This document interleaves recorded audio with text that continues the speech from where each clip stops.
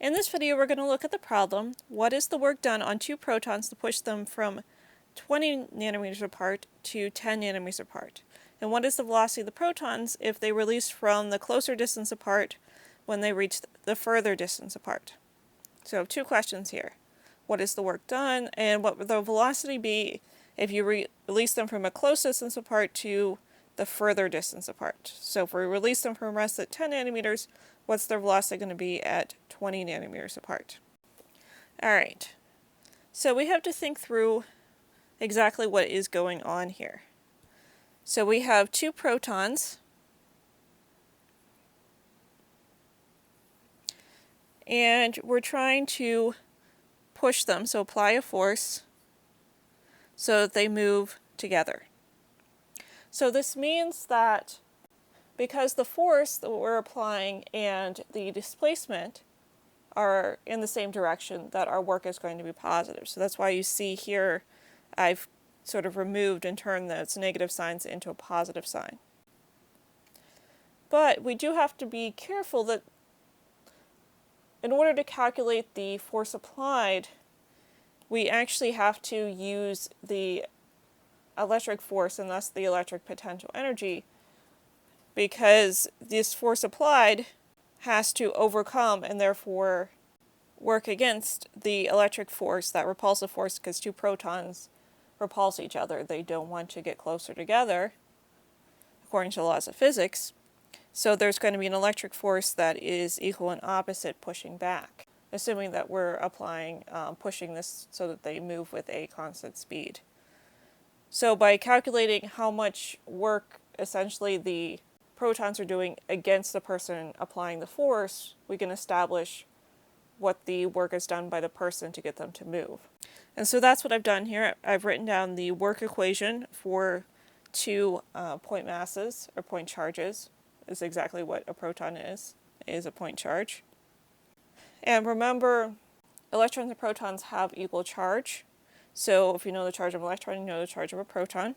So I plug that in here, along with, remember, 4 pi divided by 8.854 times 10 to the minus 12. That's our electric constant. And then the difference between 1 over r minus 1 over Ra. So essentially the difference of the inverses of our distances. So the shorter distance minus the further distance, because we're doing final minus initial, or B minus A. So this gives me a work that is done that is 1.15 times 10 to the minus 20 joules. And I've already explained sort of more mathematically why it has to be positive, but you can sort of see conceptually, in order to get two protons that are trying to move away from each other to move closer to each other, you have to put work into the system.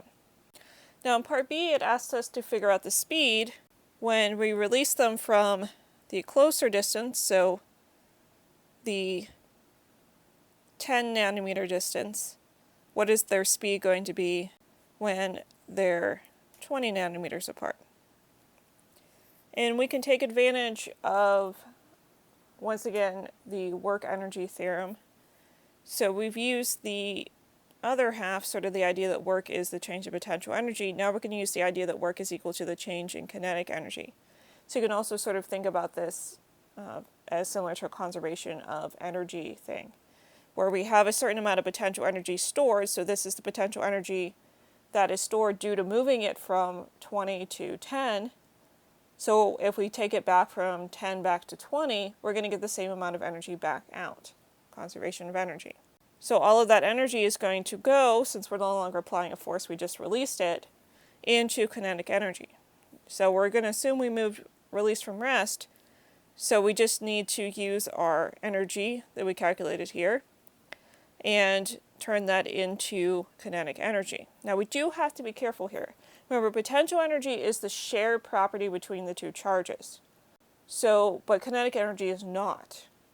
So technically speaking, you should have two final terms and two initial terms, because you have two charges. So this is why I'm multiplying the mass by 2, because you're really doing 1/2 m1 vf squared plus 1/2 m2 vf squared. It just happens to be that the masses are identical to each other so that I can just say 2 times the mass and it works out mathematically the same. And I provided in the topic 21 notes the mass of a proton. So we can find that the speed here is 2.62 times 10 to the 3 meters per second.